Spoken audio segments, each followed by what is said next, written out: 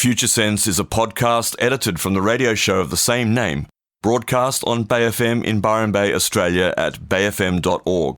Hosted by Nick Jeans and well-known international futurist Steve McDonald, Future Sense provides a fresh, deep analysis of global trends and emergent technologies. How can we identify the layers of growth, personally, socially, and globally? What are the signs missed, the truths being denied? Science, history, politics, psychology, ancient civilizations, alien contact, the new psychedelic revolution, cryptocurrency and other disruptive and distributed technologies, and much more. This is Future Sense. And you're tuned to Future Sense with myself and Steve McDonald. That's Nick Jeans over here, and Steve McDonald, my co-host. That's here. me over here. Hello, you over there? I'm not too bad. You've been travelling around a lot recently. I've been super busy, actually. I've been travelling for the last 4 weekends. You have, every weekend, showing the wonderful film From Shock to Awe, which we showed here on the 18th of August at the Byron Theatre. Great success, and you've just been down in Sydney with it. We have, and I met Janine Saget, one of the filmmakers in Sydney for the first time, which was wonderful. Yes. What a beautiful lady she is, and she's actually right here in Byron Bay at the moment. So hello, Janine. Hello, Janine. This morning. A great film, and thank you so much. I've now seen it 3 times. I guess you've seen it about 10 times. I have, almost, yeah. The last time I cried even more than I did the second time, or the first time. It gets me every time, and I said that to Janine when I met her, and she said...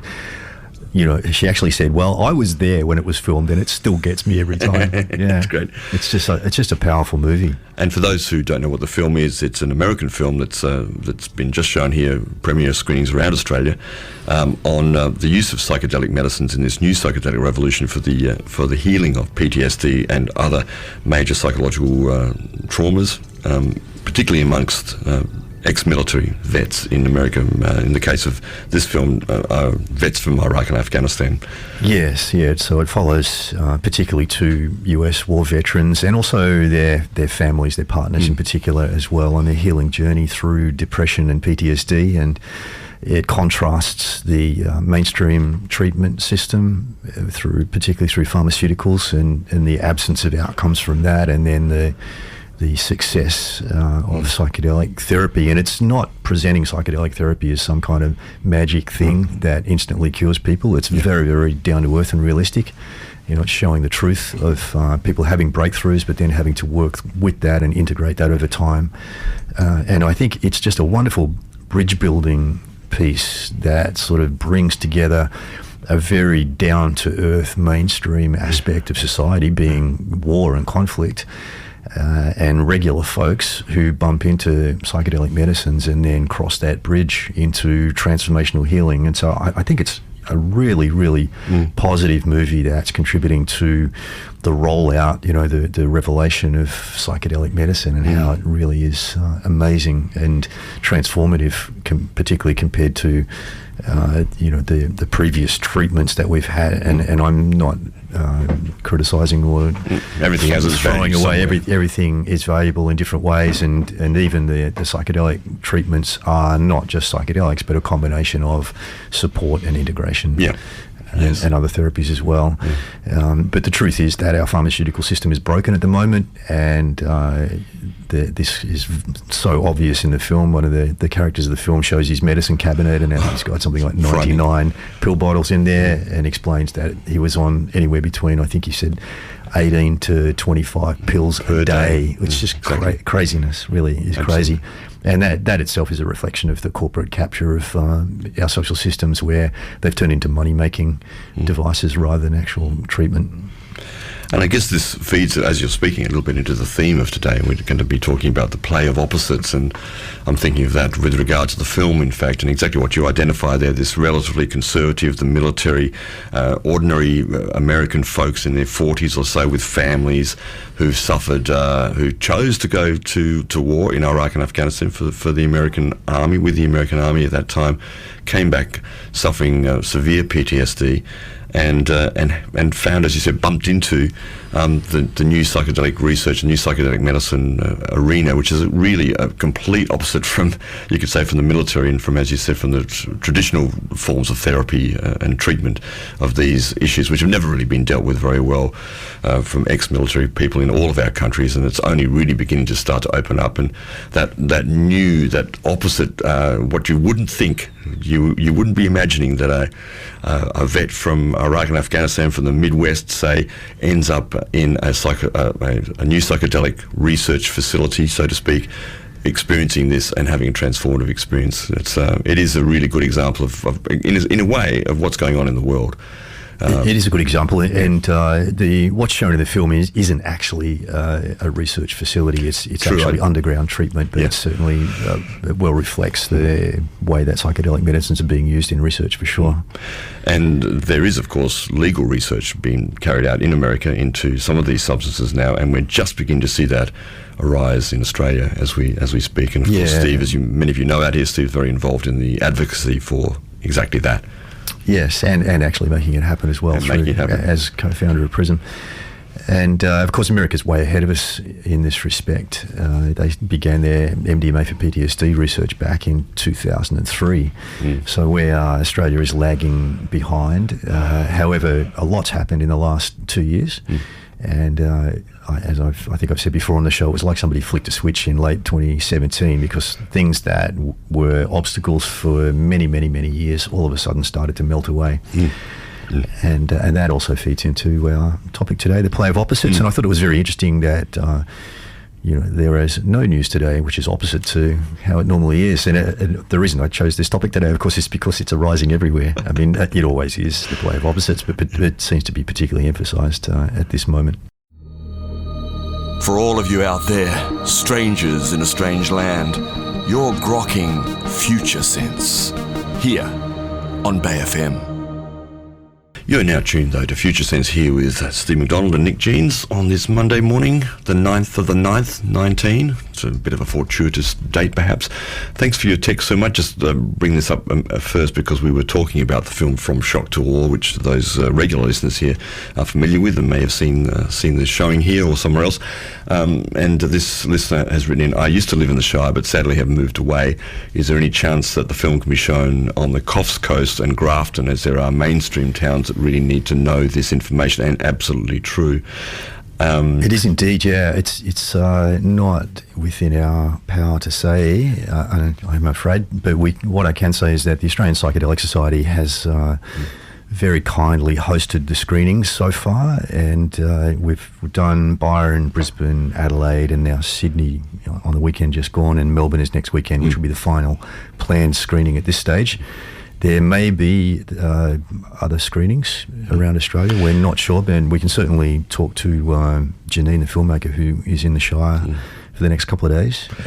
But it is being released in October, isn't it? Anyway, it is, yeah. It's going to be released electronically in October, so it'll be up on things like Amazon and iTunes. I think they're going to put it forward to Netflix and try and get it on Netflix as well. And I wouldn't be surprised if it did get on there, because it's a remarkable piece. It's a very, very good film. It's very, very good. And we've had such an amazing response around Australia so far. It's just been consistently wowing, really, the people that are turning up and the amount of interest. And after each screening, we've had a discussion panel, and every time there are way more questions than we can cater for within the time that we have available. So it's really wonderful to see, and it reflects, I think, an emergence, a sort of next level emergence of awareness within society of this particular type of therapy, and also the need for it.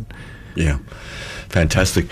Well, we'll keep asking questions, folks, and also keep contributing as we're calling today for your contributions. We'll come back to that shortly, but Steve's going to sketch out a little bit of what we're going to be talking about today with regards to the play of opposites. That's right. So we're going to be talking about everything and nothing today. And just generally about working with the flow of life based on an understanding of the natural change dynamic, which is well reflected in the Taoist Tai Chi symbol, or Yin Yang symbol, that shows the active and the passive and how they flow together. And when each one is peaking, it actually births the seed of the other, and so generates its opposite. And we're going to look at that paradox. And that is, of course, why life is so unexpected and confusing, because this is the dynamic, and we're not born with an understanding of that dynamic. It's something that we have to remember. And it takes us quite some years, usually, of practice and inquiry and self-development to get to the point where we can really comfortably work in some way with that paradoxical arrangement. And it's certainly a characteristic of second-tier consciousness is comfort with that paradox and an ease of working with it. So we're going to talk about that, talk about how we personally interact with these energies, and maybe get some clues around how we can get into a flow state around them. Yeah, I mean, it's fascinating, really, and it's a good question to ask you, the listener, as you're speaking, Steve, your experience out there, and you can text in, of dealing with paradox in your life, dealing with opposites, because it isn't something, as you said, that we're taught, in particular now in Western civilizations. It's probably arguable in tribal civilizations, perhaps in earlier times, in indigenous civilizations, that the opposites were more understood in maybe a visceral levels, perhaps. Yeah, it really comes down to just paying attention to the natural order of things. And so the more that you do that, then the more you sort of key into this underlying fact. Yeah. And so we're really open to flipping everything 180 today, since we're talking about the play of opposites. Not 360, but yeah, 180. So we're inviting more text messages and questions and comments and those sorts of things. Well, we've just had one. Go right ahead. Just one comment here. Whilst it is true that opposites attract unless they have complementary... comma should be there. It's hard with text, of course, as we all know. Doing text it can be really easily misinterpreted. My God, do I know that. Whilst it is true that opposites attract, unless they have complementary attributes, the attraction can have disastrous results. Yes, that's true. Yeah. And therein lies an opposite. Everything has an opposite, folks. But that comfortability with opposites is I guess, one of the things that interests me for sure, because I think, and you sort of talked about the personal, I'll just jump in on that very quickly, because I'm finding myself these days to be very amused by and tickled pink a little bit by the play of opposites within myself, and the awareness of how, it's not either or, it's either and or at the very least. Plus, God knows what else is out there that I don't know about that has an opposite that I might not know about either, interplaying within that structure. So, but just that feeling of excitement, actually, that paradox is not a dangerous thing. It's actually possibly a portal or a doorway through to evolution, to change. That's a big statement. Yeah, absolutely. And it really just comes down to taking notice of what naturally occurs. I mean, in one of the simplest examples, day and night. Day manifests and it gives rise to night, and night manifests. Oh, it's so beautiful. Day. That's so deep. It's so deep, Steve, and yet so shallow at the same time. Exactly. It's so obvious. It's simple. I mean, that's the good thing about the second tier approach to this stuff, is it kind of simplifies the paradox. Yeah. And it's really sort of hacking into the underlying code, the binary code, which Yin Yang is simply a binary code. It's two things that combine in many, many different ways to create the 10,000 things, as they would say in Taoism. Yeah, and that fact, of course, the word binary, which is, of course, the opposite, and that being the basis up till now, or as we're sort of transforming into perhaps quantum computing and beyond, all of our computing is the zero, the one, the zero, the one, the one, the zero, this play of opposites continually. And interestingly, we're bound by that, and yet are we bound by that? Because I would say that this is exactly what perhaps we're breaking out of, that there's an evolution of the play of opposites into a third, even though it's not really a third way, but as another expression of... Well, it actually is a third thing. If you look at look at the Tai Chi symbol, you'll see the yin and the yang. But what's often not seen is that they make one circle. Yeah, the outside circle, which is the container. And therein is what has been called in many, many different religious belief systems the Trinity. Right? Yeah. Which is integration, is what you're also speaking of then. That those opposites integrate into the Trinity, the third way, the third thing. Yeah. You're tuned to Future Sense with Nick Jeans and Steve McDonald. Engage, emerge, activate, and spiral up. Thanks for joining us here on Future Sense. Always lovely to have you with us, whoever you are out there. We don't know who you are, or maybe we do. Thanks for your texts, as I said, 0437341119. Thanks to the text from George, one of our regular listeners too, that actually came in before we started. I'll come back to some of that too, where it fits in, because it does, of course. And you're pointing away to a certain teacher of yours. We might mention his name as well. We're talking about the play of opposites, which is a huge topic, of course, and how we relate to that, and how we can identify these things, and how it plays out in this time of transformation that we believe that we're in, or we don't. I don't know. Everything and nothing, you might say. Thank you very much. So, embracing the paradox of opposites and their dynamic interplay, and we are heading in this direction as a species as we approach this massive shift in consciousness, this transition from what's known as first tier consciousness to second tier consciousness. We are in the process going to a kind of quantum intelligence where we develop this capacity to tap into the quantum field, which is so different than the way life has been, particularly for us over the last few paradigms or eras where we've been dominated by the rational mind. And even in the most recent era, which is now passing by, we've been extremely materialistic and tending to discard those things that can't be measured with something physical. I mean, just a question there. Do you see that the rational and the irrational are in fact opposites? Because I would almost contest that. I mean, that's an interesting question, isn't it? I think, by definition, those two words that you used would be opposites. Yes, Nick. It depends what you're actually trying to say. You win the prize. Can't argue that. Excuse me.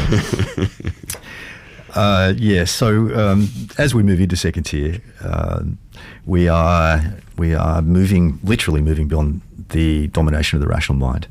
And that in itself is a very tricky process, and it is typically quite confusing when we move into this zone of transition between first tier and second tier. We have to suddenly change our way of operating, and whenever we go through a major change like this, it's always kind of mixed up in the middle. You know, you're trying to leave something behind and embrace something new, and you move into a space of a little bit of embracing the something new and a little bit of sticking with old habits. And typically this is confusing, and Ken Wilber in his work has described this zone as the pre-trans fallacy zone. Yes, and this is a very fascinating area, and it probably needs a bit of expansion. Just that. Yeah. Notion. So what those words refer to is basically, if we think of human evolution as taking us through three zones of operation, starting with the pre-rational, where we're born into the world, simply operating in a non-rational way because the rational mind isn't fully developed. So we're driven by basic urges, instincts, and immediately responding to needs and those sorts of things. Like a young child, a baby and a young child. Yeah, we don't think about things. We just want to satisfy our urges and needs and respond to instincts. And then we move and grow beyond that into the rational zone, which coincides with the development, of course, of the rational mind. So we've got that as a tool. And then eventually our species is evolving into this trans-rational space where we're moving beyond the rational mind. And these things are nested. They are not separate places that we're traveling between. They are capacities which are developing and then being added to. So we have our pre-rational self, which emerges initially, and then we have the rational self, which is wrapped over the top of that. And of course, in the rational zone, the rational mind plays a big role in moderating the pre-rational. So we learn to be civilized, as they would say, and control our... Not that you would know it from the current world politics. No, it's not always the case, of course. But we learn to, notice a basic urge or an instinct arising, and then the rational mind kicks in and says, okay, there is this thing, cause and effect, and we rationally know that if we do that now in this setting, then the outcome is going to be such and such. And do we really want that outcome or not? And if we don't, then we have the capacity usually to moderate our behaviour and wait till later to do whatever it was, for example. Yeah. And then what's happening at the moment is that the modern scientific industrial era and that way of being human, which has dominated the planet for the last few hundred years, which is now in decline, and consequently our world and our social systems are falling into disarray because that way is no longer adequate for us to cope with the complexity that we have on the planet. So that's good. So the rational mind, the dominance of the rational mind has provided a huge steps forward in many, many ways. It's created a lot of solutions to many previous problems. However, it has limitations. It has limitations, and that is because it's finite in its operational capacity. And what's happening now is it's being overwhelmed by the infinite amount of information that we have to try and deal with in everyday life. And a lot of this has been driven by our technology, our social media technology in particular, which is massively increasing the number of interactions that we're having day to day. It's no longer just the people that we see in our everyday life, but it's all around the world. And it's fascinating too, as you're speaking to because in doing so and being flooded with so much information, it becomes more and more difficult for the rational mind to actually discern A or B. Is this good or bad? Is this right or wrong? Is this or that? It becomes increasingly difficult to do that calculation, I think. Exactly. So what is happening is evolution is taking us beyond that. It's taking us into a space where we can operate simultaneously with rationality and non-rationality. And that is technically called the trans-rational, where we're going beyond the rational. And I like to talk about it as being a kind of quantum consciousness, a kind of higher intuition where we can tap into the quantum field and allow it to dispense whatever information we need to be aware of in ways that are far superior to the operation of the rational mind. As you said, though, of course, these things are nested in a way. I was kind of suggesting that by saying, is the rational and the non-rational opposite to each other? Which you said, of course, by definition, yes, they are.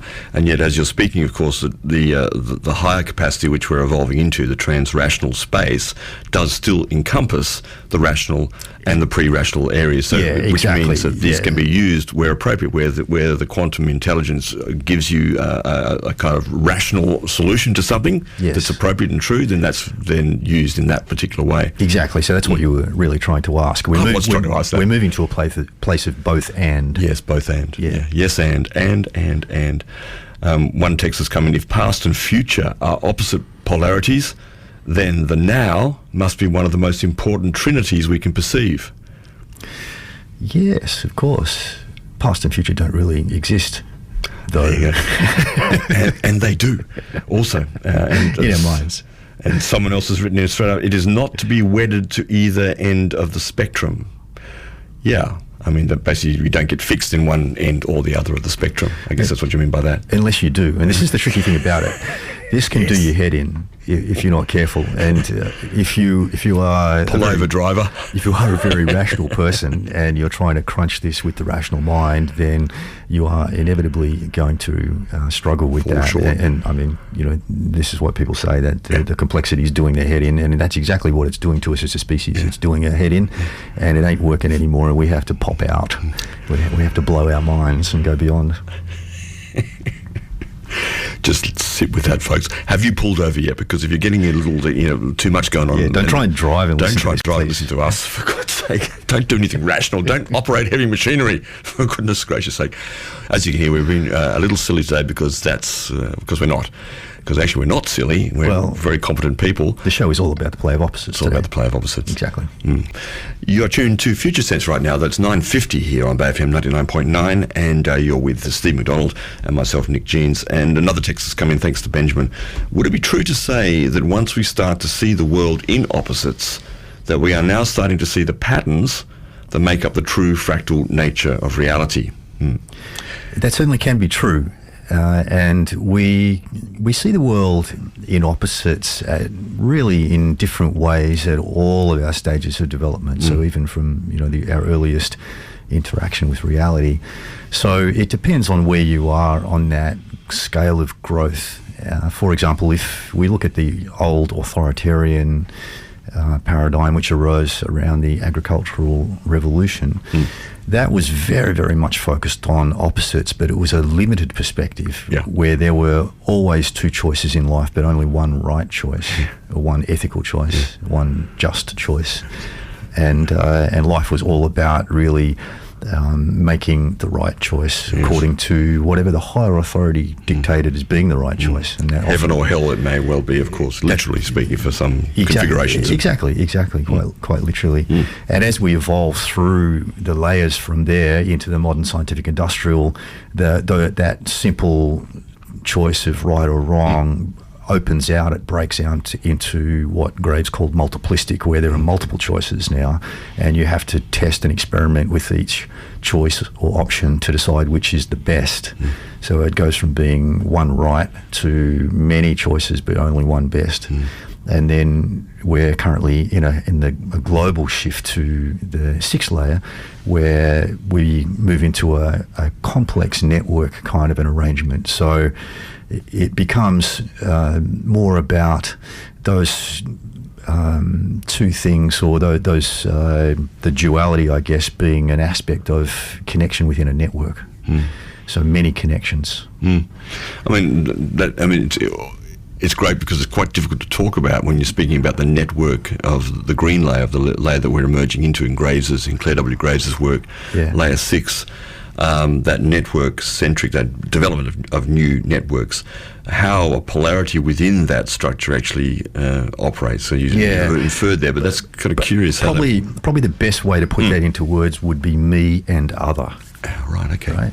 Yeah. Except there are many, many others. Oh, I like it straight away. Yeah. That's very good, me and other. Yeah. Can you relate to that, folks out there? And again, we're calling for texts, and thanks for many of your texts. We've had lots in already, and we've been mentioning many of them. But please do so and join the discussion, because obviously in a show like this, we're just bringing some attention to this play of opposites. We're not claiming to tell you anything or to go incredibly deep straight away. There's so much in such a thing here. So you please contribute, because you are the other here, we're here, and you're the other out there. Or you're not. 043734 1119 on the text line, 043734 1119. Just to unpack that a little bit more, one of the differences between the modern scientific industrial and the emerging postmodern or relativistic is that we have multiple choices in the old paradigm, the scientific industrial, but we only engage with each one at a time, each one of the options, right? And then we choose a best option and engage with that. Whereas in a networked setting, we are simultaneously connected.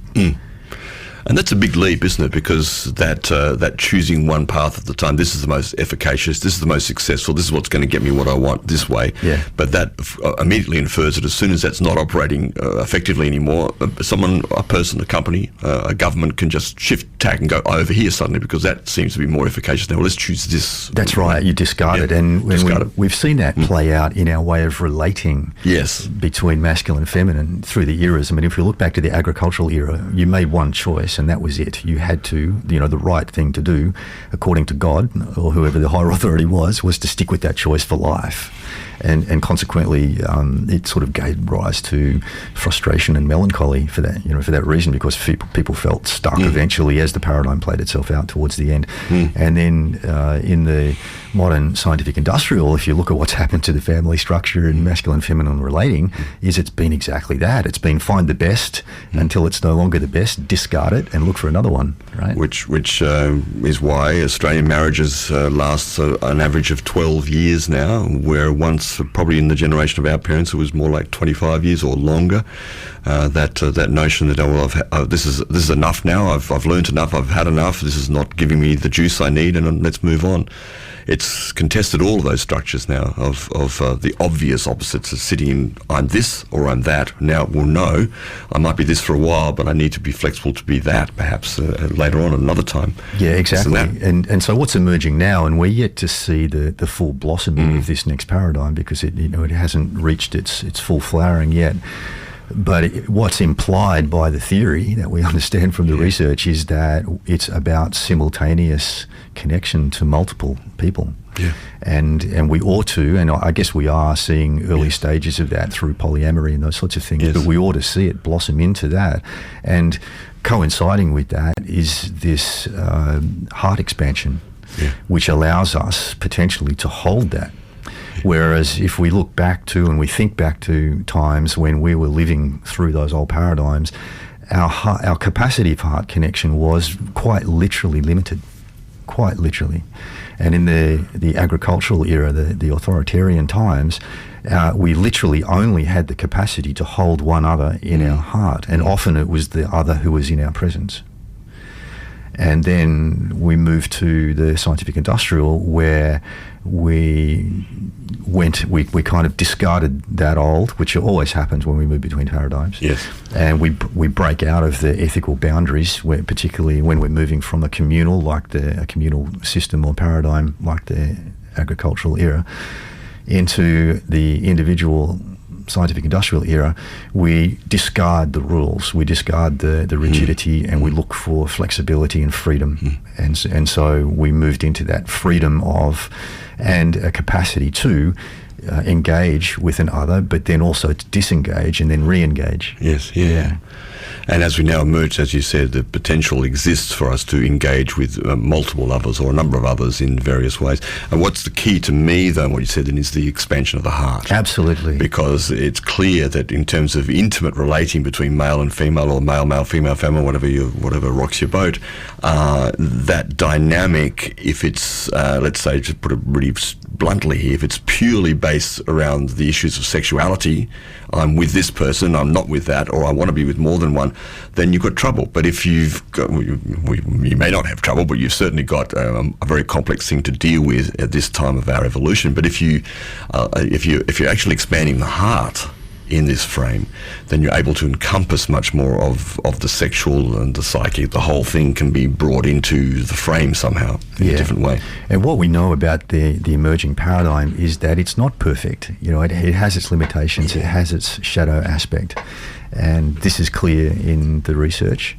And the shadow aspect in that emerging paradigm is one of power over. Yeah. So what we can expect to see in the early stages of these new ways of relating is the emergence of shadow power aspects, which are, and by shadow I mean things that we're not really conscious of but are playing out. Okay. That's fantastic. And again, folks, if you're listening to this and you can relate to this, this is, for me personally, this is really true in my life, and it's true in your life. And is it true in your life out there, folks? Because is that actually what's going on, as what Steve's just described there, or your version of that? And so what we're really talking about here in today's show is moving beyond that again into second tier, where it becomes both and. Yeah. And we truly have the capacity to operate left brain, right brain simultaneously and integrate. Whereas in the first tier, the 6 layers of consciousness, we still flop and change between left brain, right brain. And so the modern scientific industrial was a left brain oriented era. We're moving into another right brain oriented era. So we still, even though we're expanding every time we move to a new layer, we're expanding our capacity to do everything really, and our sensory capacity to understand and make sense of. But we are still limited by this duality of left brain or right brain. Whereas when we transition through what is being called the great shift in consciousness, we go to a place of both and, where we can operate both at the same time. And it's really key as we reach the frontier of that, the threshold of that momentous leap of that great change, that these shadow aspects, as Steve mentioned before, arise in order to be seen and to be brought to the light, in order to make ourselves prepared, you could say, for that leap, because we can't carry that stuff fully across to the other side, I would imagine. We can't, literally, we can't cross the bridge if we're carrying it. It just comes down to that. Yes. And these things are neither good nor bad. They are, it's up to us to perceive and decide how we want to treat them. And the tension created by that left brain, right brain swing is really the driver. It's the tension on the elastic band which is firing us up through to second tier consciousness. So it plays a very important evolutionary role. So be thrilled even, but certainly be, how would I say, be aware that there's a navigation going on. If these things are arising in you, if the shadow is coming, if you are in discussion with, if you're finding new territory, if you're mapping yourself into a different place with regards to the shadow perhaps, then this is probably all a very good thing at this time. And if you are operating and navigating that 6th layer, which is the foundation for the big leap into second tier, know that every time you bump into that tension, it is an opportunity for growth, because what it really is it's a mirror reflecting what needs to be perceived and embraced in order to progress through to second tier. Which is one of the reasons why I guess the play of opposites exists at all in this dimension. Exactly. Yeah. You're resonating right now on Future Sense with Steve McDonald and Nick Jeans. And then we're talking about opposites today, and of course the shadow is the opposite of the light, you could say. And we were just talking a little bit about relationships before the break there, and we had a text coming, I think we'll bring this up. Someone's written and said, if we feel to view each other as genderless, neither man nor woman, just spirit beings of non-judgment on our own journey of learning lessons, but part of the whole consciousness, transition out of the traditional old role playing as man and woman, we can all go forward for humanity and start our own sovereign state, as the government is old paradigm and too set in its ways since Queen Victoria. Time to move on. So the question really, and it says treaty at the end of that, the question is, in this, as we move forward, are we actually moving beyond the male and female definition to some degree? Is that so, do you think? What I would say is that we are moving beyond in the sense of adding to it. So all of the research that I've studied suggests that we are nested in the way that we grow. So it's not a matter of discarding one thing, leaving it behind, and moving to being something completely different. Although in the day-to-day experience of life, it can certainly be that. But ultimately, we are much more than our physical gender as human beings. And so it's a matter of expanding, growing to the point where we get that and we can apply that to everyday life. It doesn't change the fact that we might be a man or a woman, but it means that we can live with that plus. Which also means that in a future coming, as we evolve into this new human, I think we could call it that, that we're quite capable and possible going to live within sort of normal structures too. That's an availability. We may still live as man and woman in that relationship if it works for you, for the two people involved in that, if it's a clear and conscious choice. But it also may not be that. It could be all sorts of different forms and structures of relationship that emerge. Yeah, the growing complexity on the planet is creating richness, and so I think this is part and parcel of why we're seeing the diversity around sex and sexual identity expand. We have the capacity now to work beyond that. Instead of the limit, of just one or the other. I think it's lovely to talk about a richness and to begin to see it that way, and I think that's a lovely thing to inspire folks. If it feels good for you to see that it's not necessarily challenging, that things are more complex, but it actually is richer, deeper, more more flavoursome, more like a smorgasbord of possibilities that is opening up forward. Exactly. You've been listening to Future Sense, a podcast edited from the radio show of the same name, broadcast on Bay FM in Byron Bay, Australia, at bayfm.org. Future Sense is available on iTunes and SoundCloud. The future is here now. It's just not evenly distributed.